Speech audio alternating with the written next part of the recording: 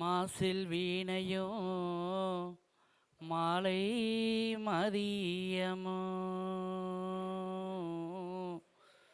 மாசில் வீணையோ மாலை மதியமும் வீசு தென்றலும் வெங்கிட வீணிலும் மோசு வண்டரை பொய்கையும் போன்றதே ஈசன் எந்தன் இணையடி நிழலே ஈசன் எந்தன் இணையடி நிழலே. வாழ்க ஜோதிடம், வளர்க ஜோதிடக்கலை, ஓங்குக ஜோதிடர் ஒற்றுமை. ஸ்ரீ குரு ஜோதிடர்கள் சங்கம் ஆர்ஆர் அஸ்ட்ரோ அகாடமி பூபதிராஜன் ஐயா அவர்கள் இந்த ஜோதிட மீட்டிங் அப்படின்னு சொல்லி ஆரம்பித்ததே பார்த்திங்கன்னா, நம்ம தாய் சங்கம் பள்ளிப்பாளையத்தில் இருந்தாலும் கூட நிறைய ஜோதிடர்களை வர வச்சும், அதாவது அந்த தாய் சங்கம் நடத்திய போது பார்த்திங்கன்னா அந்த உறுப்பினர்கள் மட்டும் வருவாங்க. இப்போ பார்த்திங்கன்னா தமிழ்நாட்டில் இருக்கக்கூடிய எங்கெங்கே இருந்தாலும் அவர்களை கூட்டி வந்து அறிமுகப்படுத்தி இங்கே இந்த மீட்டிங்க்கு வர வச்சு பேச வச்சதெல்லாம் பார்த்திங்கன்னா இந்த பூபதிராஜன் ஐயாவை தான் சாரும். நல்ல மனிதர். எல்லோருக்கும் கால சூழ்நிலைகள், எல்லோருக்கும் தசா புத்திகள் மாறுவது போல் ஒரு கால சூழ்நிலைகள் மாறி அவர் மறுபடியும் மீண்டும் நான் வந்துட்டேன்னு சொல்லு அப்படிங்கிற போல் ஐயா வந்திருக்கிறாங்க. ஐயா என்றென்றும் மீண்டும் இந்த குரு ஜோதிடர்கள் சங்கம் மிக பிரம்மாண்டமாக வளரணும். 5 நாள் மீட்டிங்லாம் ஐயா அசால்ட்டாக போடுவாங்க. அதுபோல் இவர்கள் மேலும் மேலும் வளர என்னுடைய வாழ்த்துக்களும் நன்றியும் தெரிவித்து கொண்டு, என்னுடைய பெயர் ராஜா சங்கர், திருச்செங்கோட்டிலேருந்து வந்திருக்கிறேன். ஸ்டார் தமிழ்நாடு ஜோதிட அறக்கட்டளை அப்படிங்கிற ஒரு நிறுவனத்துக்கு தலைவராகவும் இருக்கிறேன். இப்போ என்னிட்ட பார்த்திங்கன்னா ஒரு 150 மாணவர்கள் படிச்சுட்டு இருக்கிறாங்க. மாணவர்கள்னு சொல்கிறதோட எல்லாருமே குருமார்கள் தான், அன்பர்கள் தான், ஒரு குடும்பத்தை சார்ந்தவர்கள் என்று சொல்லணும். ஐயா பரிகாரங்கள் ஆரம்பிச்சுட்டு போயிட்டாங்க. நாம் பரிகாரங்கள் எப்படி செய்யணும் அப்படிங்கிறதுக்கு சில பேர் சில உதாரணங்கள் சொல்லியிருந்தாலும் கூட, யார் எந்த நேரத்தில் பரிகாரம் செய்தால் பலிக்கும் அப்படிங்கிறத பார்க்கணும். நம்மளுடைய ஜனனகால ஜாதகத்தில் சனி பகவான் எங்கே இருக்கிறாரோ, இப்போ சனி பகவான் எனக்கு பார்த்திங்கன்னா மக நட்சத்திரத்தில் இருக்கிறார். அப்போ நான் மக நட்சத்திரம், அதாவது கேதுவுடைய நட்சத்திரமான அஸ்வினி, மகம், மூலம், இந்த 3 நட்சத்திர நாட்களில் நான் பரிகாரம் செய்யலாம். பரிகாரம் செய்தால் அது பலிக்கும். அந்த மக நட்சத்திரம் இருக்கக்கூடிய கிழமை என்ன கிழமைன்னு பார்த்திங்கன்னா ஞாயிற்றுக்கிழமை, சிம்ம ராசியிலேயேங்க. அதனால் ஞாயிற்றுக்கிழமையில் நான் பரிகாரம் செய்தால் பலிக்கும். அதே போல் அது என்ன மாதம் அப்படின்னு பார்த்திங்கன்னா ஆவணி மாதம் அப்படிங்கிறது அது நன்மையை தரும். அப்போ ஆவணி மாதத்தில் நான் பரிகாரம் செய்யணும், நான் பரிகாரம் செய்தால் பலிக்கும். அப்போ அதே போல் இந்த கேது பகவான் நிற்கக்கூடிய மாதங்கள், கிழமை, நட்சத்திரங்கள். எனக்கு கேது பகவான் பார்த்திங்கன்னா உத்திரட்டாதி நட்சத்திரத்தில் இருக்கிறார். உத்திரட்டாதி நட்சத்திரத்தில் இருக்கும்போது சனி பகவானுடைய நட்சத்திரமான பூசம், அனுசம், உத்திரட்டாதின்னு சொல்லக்கூடிய இந்த 3 நட்சத்திர நாட்களில் நான் பரிகாரம் செய்தாலும் எனக்கு பலிக்கும். அந்த உத்திரட்டாதி நட்சத்திரம் இருக்கக்கூடிய வீடு என்ன கிழமை அப்படின்னு பார்த்திங்கன்னா வியாழக்கிழமையில் நான் பரிகாரம் செய்தால் பலிக்கும்.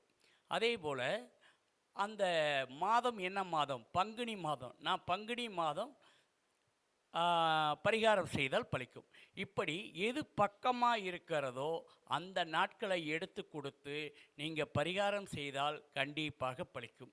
இந்த பரிகாரம் பலிக்கணும் அப்படின்னா அதாவது என்கிட்ட ஒரு அம்மா கேட்டாங்க. என்ன அப்படி கேட்டாங்கன்னா, சார் நான் திருவண்ணாமலையில் கிரிவல பாதையில் போய் அன்னதானம் பண்ணலான்ட்டு இருக்கிறேன் அப்படின்னு சொன்னாங்க. திருவண்ணாமலையில் கிரிவல பாதையில் அன்னதானம் பண்ணுறீங்க அப்படின்னு, நீங்கள் வீட்டில் யார் யார் இருக்கிறீங்க அப்படின்னு கேட்டப்ப அவங்க சொன்ன வார்த்தை என்னென்னா, நான் ஒரு ஆள் தான் இருக்கிறேன், ஏன் சார் உங்கள் அப்பா அம்மாலாம் எங்கே இருக்கிறாங்க? அவங்களாம் கொண்டு போய் முதியோர் இல்லத்தில் விட்டிருக்கிறேன். அப்போ முதியோர் இல்லத்தில் கொண்டுட்டு போய் அப்பா அம்மாவை விட்டுட்டு நீங்கள் கிரிவல பாதையில் போய் அன்னதானம் போட்டால் அது பரிகாரமா? அப்போ அது நன்மையை தராது. அப்போ வீட்டில் பெற்றோர்களை மதிக்கணும். பெற்றோர்கள், முதியோர்கள், முன்னோர்கள் இவர்கள் வழிபாடு என்னைக்கும் உங்களுக்கு உறுதுணையாக இருக்கணும். அப்படி செய்தீர்களானால் நீங்கள் போய் ஊருக்கே சாப்பாடு போட சொல்லலை. உங்கள் வீட்டில் இருக்கிறவங்களுக்கு சரியான முறையான சாப்பாடுகள் போட்டிங்கன்னா உங்கள் தலைமுறைகள் வளரும் என்பது எல்லோருக்கும் தெரிஞ்ச விஷயம். சரி, நீங்கள் பரிகாரம் செய்யக்கூடிய நாட்களை சொல்லிட்டீங்களே, எந்த நாளில் பரிகாரம் செய்யக்கூடாது அப்படின்னு பார்த்தீங்கன்னா, இப்போ எனக்கு கேது உத்திரட்டாதி நட்சத்திரத்தில். அப்போ பார்த்தீங்கன்னா ராகு எங்கே இருக்கும்? ராகு கன்னியில் இருக்குது. கன்னியில் உத்திர நட்சத்திரத்தில் இருக்குது. அப்போ உத்திர நட்சத்திரத்தில் ராகு பகவான் நிற்கிறதுனால நான் அது என்ன மாதம்? புரட்டாசி மாதம் நான் பரிகாரம் செய்யக்கூடாது. அதே போல் அது புதன்கிழமை நான் பரிகாரம் செய்தால் பலிக்காது. மேலும் பார்த்தீங்கன்னா உத்திர நட்சத்திரங்கிறது சூரியனுடைய நட்சத்திரம். அப்போ சூரியனுடைய நட்சத்திரம் கிருத்திகை, உத்திரம், உத்திராடம் இந்த 3 நட்சத்திர நாட்களில் நான் பரிகாரம் செய்தால் பலிக்காது. அப்போ இதுதான் நாம் எடுத்துக்கக்கூடிய விஷயங்கள். இப்படி ஒவ்வொரு விஷயத்துக்கும் நாம் எடுத்துக்கலாம். சரி, நம்மளுடைய பாவகங்கள் அப்படின்னு லக்கணம் அப்படின்னா ஜாதகர் அப்படின்னு நாம் சொல்கிறோம். அப்போ ஜாதகர் நல்லா இருக்கணும் அப்படின்னா நம்ம உடல் ஆரோக்கியமாக இருக்கணும். அப்படி இருந்து நாம் பரிகாரம் செய்யும்போது நமக்கு சரியாக இருக்கும். அப்போ லக்கணம் நாம் ஆரோக்கியமாக இருந்தால் லக்கணத்துக்காரங்க நல்லாயிருக்கும், லக்கணம் சரியாக செயல்படும். லக்கணம் நின்ற நட்சத்திர நாதன் எப்படி இருக்கிறாரு அப்படின்னு ஒவ்வொன்றுமே நம்ம பார்க்கணுங்கிறது உண்டு. அதேமாரி உறவு முறைகளை நீங்கள் பார்க்கலாம். அதாவது 3ஆம் இடம் என்பது முயற்சி, 3ஆம் இடம் என்பது இளைய சகோதரம், 11ஆம் என்பது மூத்த சகோதரம். இன்றைக்கி அதாவது கூட பிறந்தவங்களோட ஒற்றுமை இருக்கா? எந்த குடும்பத்திலேயாவது ஒற்றுமை இருக்கா? தம்பி, அண்ணன், அக்கா, தங்கச்சி இப்படின்னு இருக்கிறவங்கள்கிட்ட கசப்புக்கள் அதிகமாக ஆச்சுன்னா, இப்போ இளைய சகோதரத்தோட உங்களுக்கு கசப்பு வருதுன்னு வச்சுக்காங்களேன், அப்போ உங்களுடைய தைரியம் குறையும், உங்களுடைய முயற்சிகள் அங்கு தடைபடும் என்பதை சொல்லலாம். அதே போல் மூத்த சகோதரங்கள் அப்படின்னு சொல்லக்கூடியது 11ஆம் இடம். அந்த 11ஆம் இடம் எப்படி இருக்கணும் அப்படின்னா, அதுதான் வெற்றியை சொல்லக்கூடியது, நம்ம எண்ணங்களை செயல்படுத்தக்கூடியது, நம்மளுடைய ஆசைகள் பூர்த்தியாகக்கூடியது, அதுதான் லாபத்தை சொல்லக்கூடியது.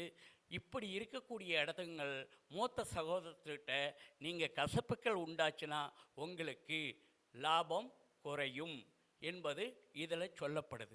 அப்போ 4ஆம் இடம் என்பது நமக்கு வீடு, வண்டி, வாகனம், சொத்து, சுகம் இதெல்லாம் சரியாக இருக்கணும்னா நம்ம பெற்ற தாயை சரியான அவங்களுக்கு வேண்டியதை நாம் உபசரிப்பு சரியாக இருந்ததுன்னா நமக்கு அனைத்தும் கிடைக்க போகுது. அப்போ அதே போல் குழந்தைங்க அப்படின்னு இருக்கக்கூடியது பூர்வ புண்ணியம்னு சொல்லக்கூடிய 5ஆம் இடம்.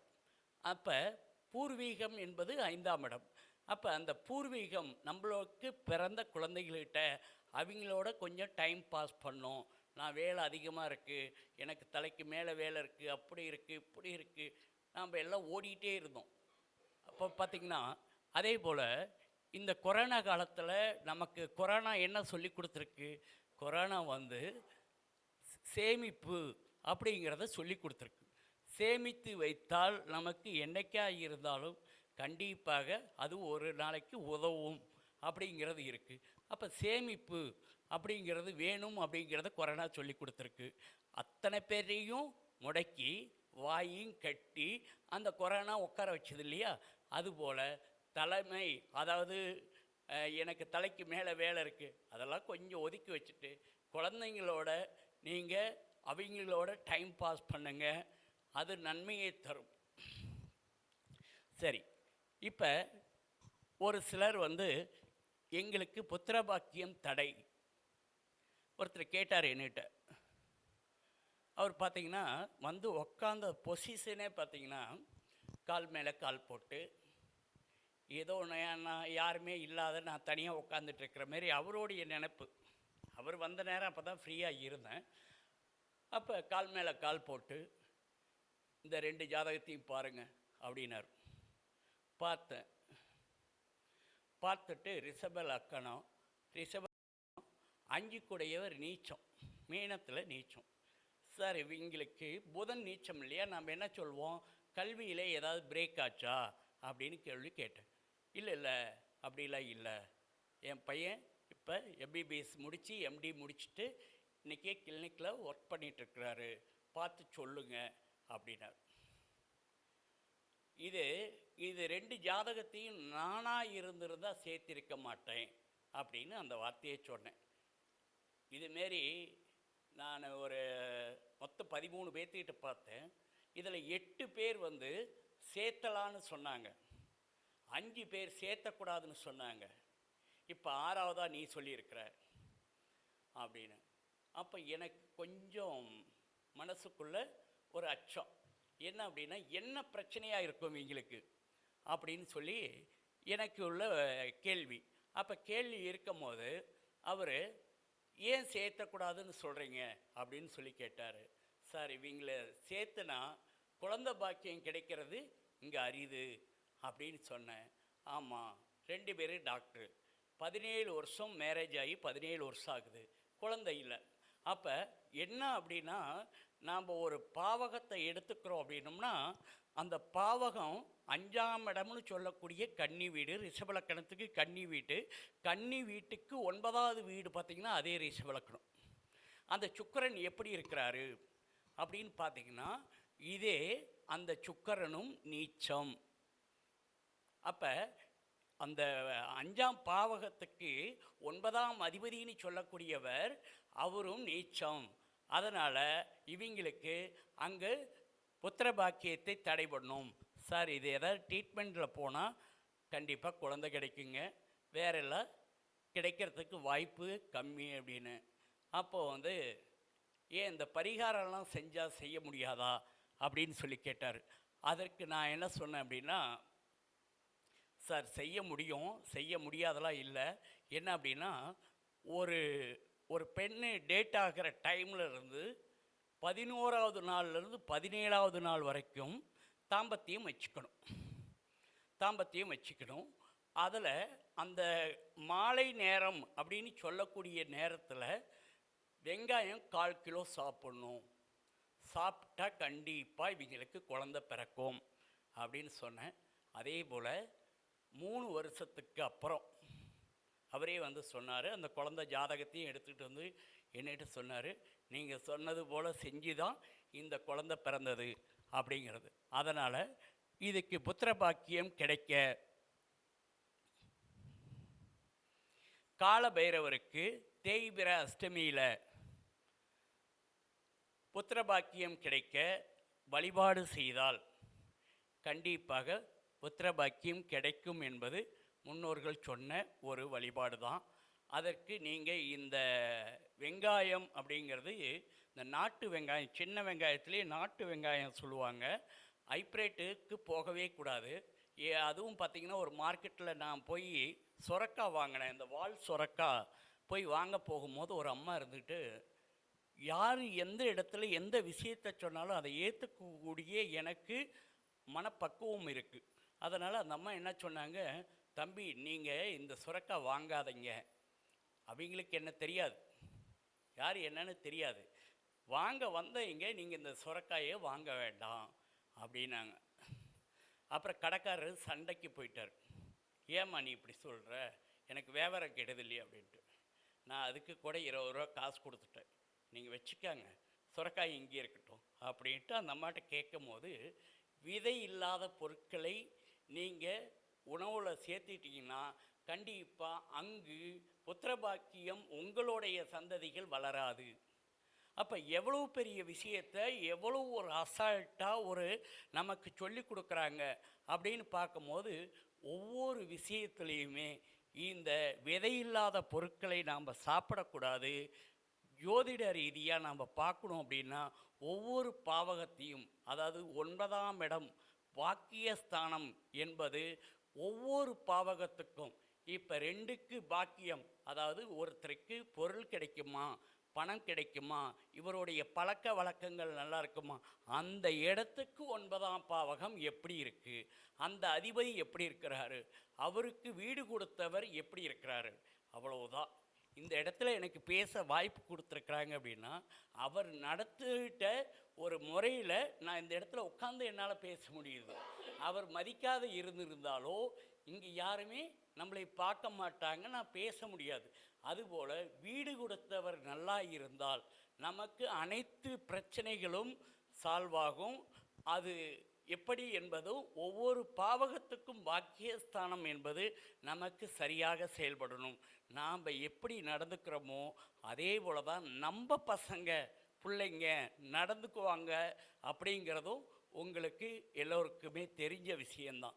அப்போ நாம் நம்ம பெற்றவர்களை மதிக்கும் போது நமக்கு வரக்கூடிய குழந்தைங்க நம்மளே மதித்து நாளைக்கு ஒவ்வொரு விஷயத்தையும் சொல்லி கொடுப்பாங்க. ஒவ்வொரு விஷயமும் சரியான இடத்துக்கு போய் சேரும் என்பதை சொல்லிக்கொண்டு இவ்வளவு பெரிய அரிய வாய்ப்பை கொடுத்த குரு ஜோதிடர்கள் சங்கத்துக்கு நிர்வாகிகளுக்கும் அன்பர்களுக்கும் நன்றியை தெரிவித்துக்கொண்டு விடைபெறுகிறேன். நன்றி, வணக்கம். விதையில்லாத பொருட்களுக்கு அங்கே வீரிய சத்து நம்ம உடம்புல வராது, உண்மைதான். வெங்காயத்துக்குள்ளே விட விதை இல்லைனாலும் அந்த விதைக்கு உண்டான வீரியத்தை கொடுக்கக்கூடிய சக்தின்னு சொன்னாங்க. அதாவது எதுவுமே ரசாயன கலப்படம் இல்லாததை அப்படி சொல்லி ஒரு நல்ல ஒரு விழிப்புணர்வை கொடுத்துருக்குறாங்க. இது பாராட்டத்தக்கது. ஆசிரியர்னா ஆசிரியர் தானே, ஆசிரியர் மிஞ்சி எதுவும் இல்லையா? அப்போது இந்த சிறப்புரை அமிதிலும் அமிது தேனிலும் தேனும் சொல்லுவாங்க இல்லையா, இது உயர்ந்தது.